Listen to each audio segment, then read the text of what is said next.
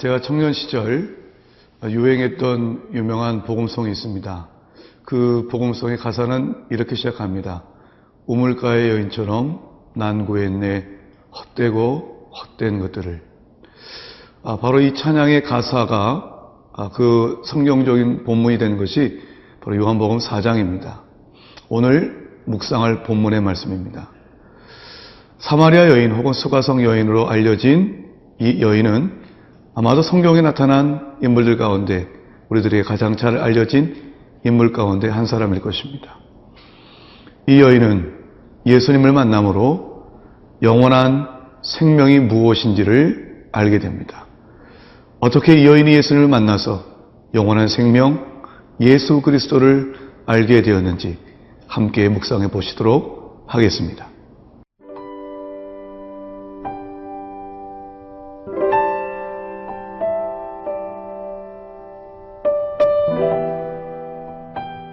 요한복음 4장 1절에서 10절 말씀입니다. 예수께서 제자를 삼고 세례를 베푸시는 것이 요한보다 많다 하는 말을 바리새인들이 들은 줄을 주께서 아신지라. 예수께서 친히 세례를 베푸신 것이 아니요 제자들이 베푼 것이라. 유대를 떠나사 다시 갈릴리로 가실새 사마리아를 통과하여야 하겠는지라. 사마리아에 있는 수가라 하는 동네에 이르시니 야곱이 그 아들 요셉에게 준 땅이 가깝고 거기 또 야곱의 우물이 있더라. 예수께서 길 가시다가 피곤하여 우물 곁에 그대로 앉으시니 때가 6시쯤 되었더라. 사마리아 여자 한 사람이 물을 기르러 왔음에 예수께서 물을 좀 달라 하시니 이는 제자들이 먹을 것을 사러 그 동네에 들어갔음이러라. 사마리아 여자가 이르되 당신은 유대인으로서 어찌하여 사마리아 여자인 나에게 물을 달라 하나이까 하니 이는 유대인이 사마리아인과 상종하지 아니함이러라. 예수께서 대답하여 이르시되 내가 만일 하나님의 선물과 또 내게 물 좀 달라 하는 이가 누구인 줄 알았더라면 내가 그에게 구하였을 것이요 그가 생수를 내게 주었으리라.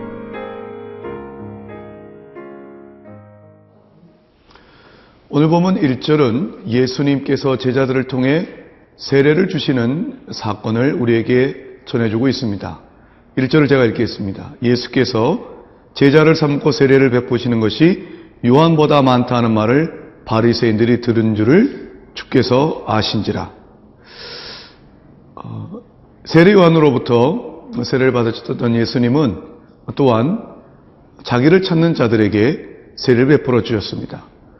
그런데 그 예수님을 찾아와서 내가 예수님의 제자가 되기를 원합니다 라고 말하며 예수님으로부터 세례를 받았던 사람들의 그 숫자가 세례 요한을 찾아가서 세례를 받는 사람들의 숫자보다 더 많아졌습니다. 이것은 바로 예수님이 얼마나 그 명성이 높아지셨는가를 보여주는 것입니다. 그런데 바리새인들도 이 사실을 알게 되었다라고 성경은 이야기를 합니다. 예수님은 바리새인들이 이 사실을 알게 되었다는 것을 또한 들으신 후에 그 유대를 떠나시기로 결정하십니다. 오늘 보면 3절이 유대를 떠나서 다시 갈릴리로 가셨다라고 얘기를 합니다. 왜 예수님께서는 갈릴리 지역으로 떠나셔야만 했을까요? 그것은 아무래도 바리새인들이 보기에 예수님과 또 세례 요한을 찾는 제자들의 수가 많아졌다고 하는 것은 자신들의 영향력이 줄어듦을 의미합니다.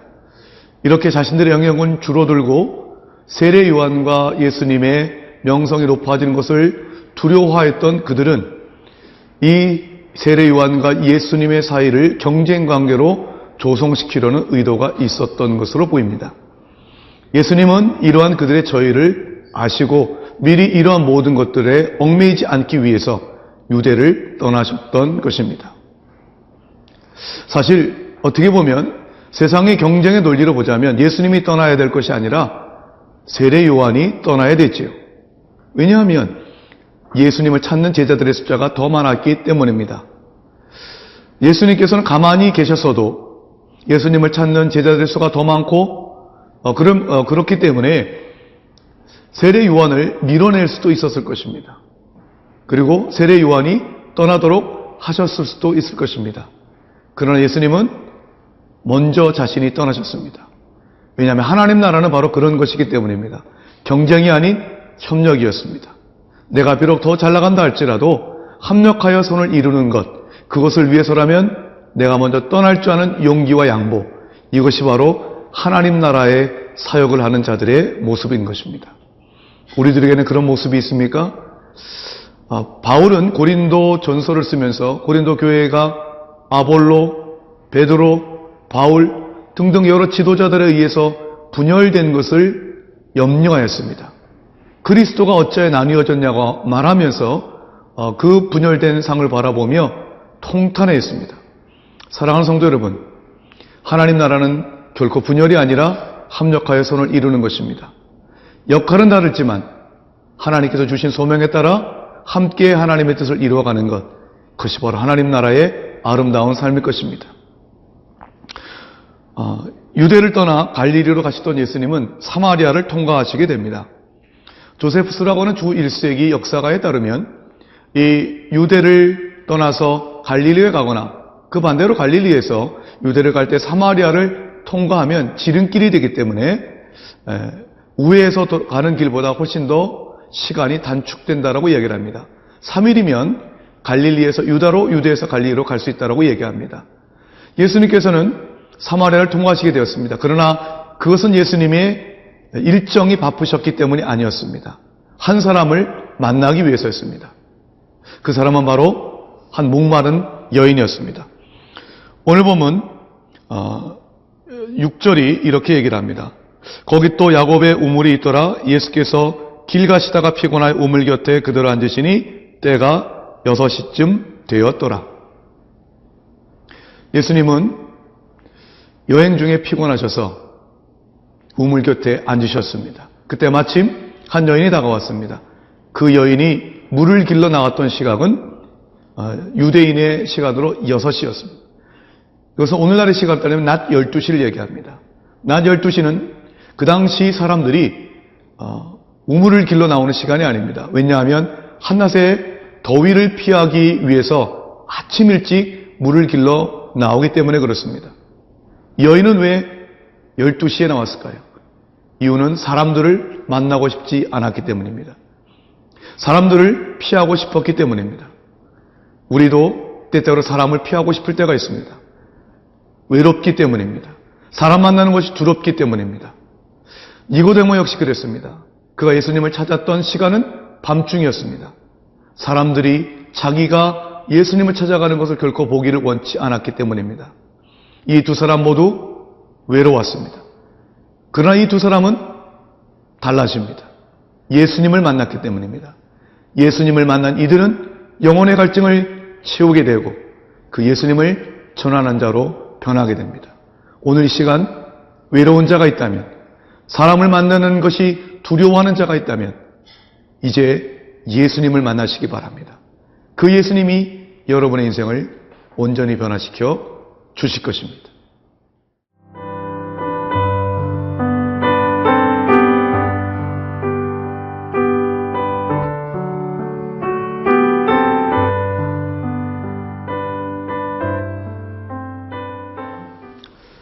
예수님이 피곤하셔서 우물가에 앉아 계셨을 때 사마리아 여인이 다가왔습니다.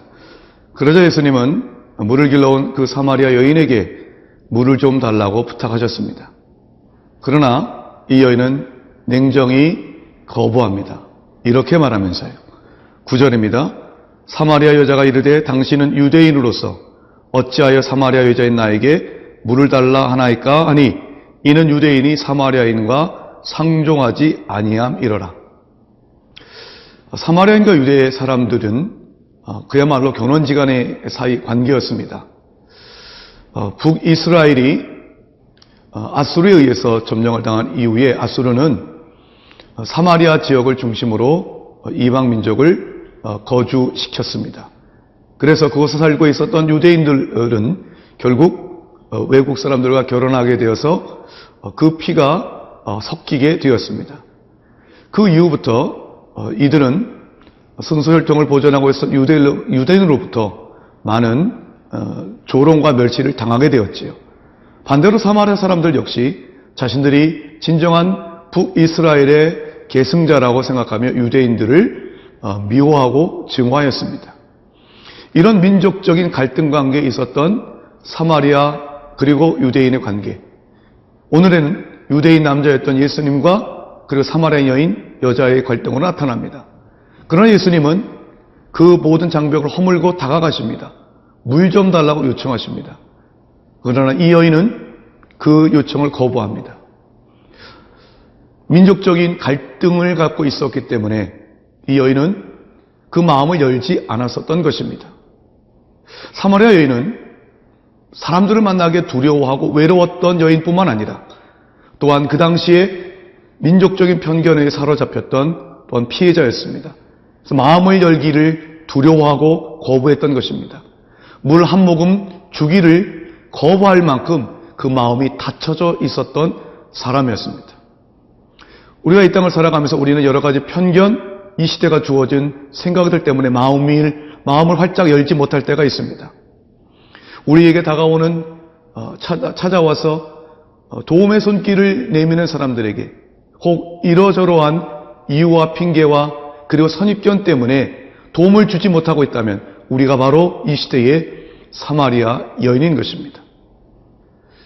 그 여인을 향한 주님의 도움이 있었던 것처럼 우리가 바로 우리를 찾아오는 모든 사람들은 주님이 나를 향한 도움이라고 생각하고 그 사람을 대접하고 섬기는 것, 이것이 바로 주님께서 바라시는 것입니다.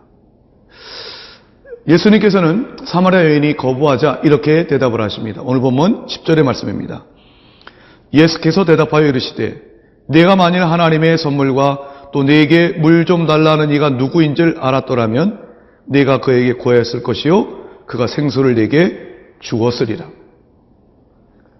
예수님께서는 바로 당신이 어떤 분임을 사마리아 여인이 알았더라면 사마리아 여인의 태도가 달랐을 것이라고 얘기를 합니다. 그렇습니다. 예수님은 바로 우리에게 하나님의 선물을 가져오신 분이십니다. 예수님이야말로 우리에게 영원한 생명, 곧 생수를 주실 수 있는 분이십니다. 그것을 알지 못하기 때문에 예수님을 거부하는 것입니다. 성도 여러분, 요한복음 4장에서 우리가 주목해야 될 단어 가운데 하나는 예수님을 아는 것입니다. 예수님을 알지 못하기 때문에 예수님을 거부합니다. 세상 사람들은 예수님이 그저 한낱 도덕적인로 살았던 분이요 또한 억울하게 비참한 죽음을 당하셨던 분으로만 알고 있습니다. 그러나 우리가 예수님을 제대로 알기만 한다면 그 예수님께서는 우리에게 하나님의 선물을 주실 수 있는 것입니다. 그분은 우리에게 영원한 생명을 주실 수 있는 것입니다. 그래서 요한일서 5장 13절과 15절 보면 특별히 14절 보면 이런 말씀이 있습니다. 그를 향하여 우리가 가진 바 담대한 것이 이것이니 그의 뜻대로 무엇을 구하면 들으심이라. 우리가 예수님이 하나님의 아들임을 믿는다면 그분이 우리에게 하나님의 선물을 줄 수 있는 분임을 우리가 제대로 알고 있다면 우리는 그에게 구할 것입니다. 구하는 자에게 하나님은 들응답하여 주실 것입니다. 올 한 해 예수님이 어떤 분인가를 우리가 정확히 알고 그래서 하나님께서 주시는 놀라운 선물을 우리 주님으로부터 받기를 원합니다. 하나님의 놀라운 축복이 여러분과 함께하여 주실 것입니다. 기도하겠습니다. 사랑하는 주님, 모든 편견과 모든 잘못된 생각을 내어놓고 오직 주님만을 더욱더 알며 말씀과 기도 가운데 주님 더 깊이 알게 하여 주옵소서. 그리하여 주께서 주시는 놀라운 하나님의 선물을, 그 영원한 생명을 누리며 사는 축복을 누리게 하여 주옵소서. 예수님의 이름으로 기도드리옵나이다. 아멘.